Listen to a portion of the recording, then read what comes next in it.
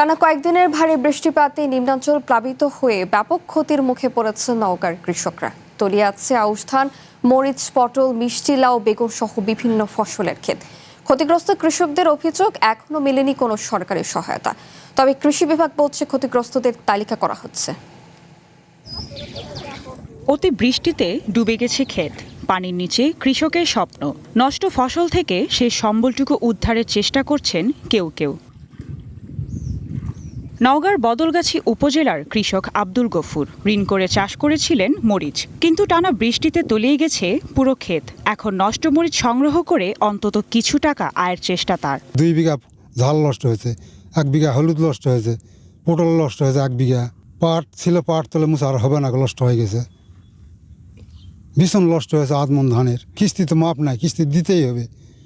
ফসল বেছে বেছে দেওয়া হবে, এখন ফসল নাই, এখন যে কোনোভাবে দেওয়াই লাগবে, আবার ঋণ করা লাগবে। শুধু আব্দুল গফুর নয়, একই চিত্র জেলার 11টি উপজেলায়। পানিতে তলিয়ে গেছে আউশ ধান, মরিচ, পটল, মিষ্টি লাউ, বেগুন সহ বিভিন্ন ফসলের ক্ষেত। ভবিষ্যৎ হোক নিরাপদ, বিনিয়োগ হোক বিশ্বস্ত, আর আমার পছন্দ সল্ট বে। ওয়েলকাম টু সল্ট বে। কৃষি বিভাগের তথ্য অনুযায়ী টানা বৃষ্টিতে প্রায় 5,000 হেক্টর জমির ফসল ক্ষতিগ্রস্ত হয়েছে। এর মধ্যে প্রায় 300 হেক্টর জমির ফসল সম্পূর্ণ নষ্ট হয়েছে। এতে এবার উৎপাদনে বড় ধরনের নেতিবাচক প্রভাব পড়ার আশঙ্কা করছেন কৃষকরা। ক্ষতিগ্রস্তদের অভিযোগ, ঋণ নিয়ে চাষাবাদ করায় এখন কিস্তির টাকা পরিশোধ করাই কঠিন হয়ে পড়েছে। নতুন মৌসুমে চাষাবাদ শুরু করার খরচ জোগানো নিয়েও দুশ্চিন্তায় তারা। কৃষকের অভিযোগ, প্রাকৃতিক দুর্যোগে ফসলের ক্ষতি হলেও কৃষি বিভাগের তেমন কোনো সহায়তা পাননি তারা।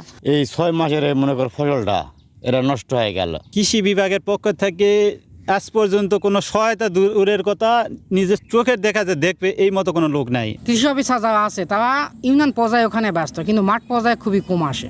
সরকারিভাবে কিছু যদি আমাদের সহযোগিতা করে তাহলে আমাদের ভবিষ্যৎ আবাদগুলো করার একটু সুযোগ হবে। তবে কৃষি সম্প্রসারণ অধিদপ্তর বলছে ক্ষতিগ্রস্ত কৃষকদের তালিকা করা হচ্ছে। সরকারি অনুদানের বরাদ্দ পাওয়া গেলে তা বিতরণ করা হবে। যেসব কৃষকরা ক্ষতিগ্রস্ত হয়েছে সেসব কৃষকদের তালিকা আমরা তৈরি করছি, এবং সেই সাথে আমাদের বিভিন্ন ধরনের প্রণোদনা কার্যক্রমও আমাদের এই চলমান, বিশেষ করে বীজের যে প্রণোদনাগুলো আছে তাদেরকে কিছু কিছু আমরা আমাদের ইনক্লুড করছি। দেশের অন্যতম সবজি উৎপাদনকারী জেলা নওগাঁ। স্থানীয় চাহিদা মেটানোর পাশাপাশি এখানকার সবজি সরবরাহ করা হয় দেশের বিভিন্ন জেলায়। তাই অতিবৃষ্টিতে ফসলের এই ক্ষতি শুধু কৃষকের আয়েই নয়, প্রভাব ফেলতে পারে দেশের সবজি বাজারেও। One national desk.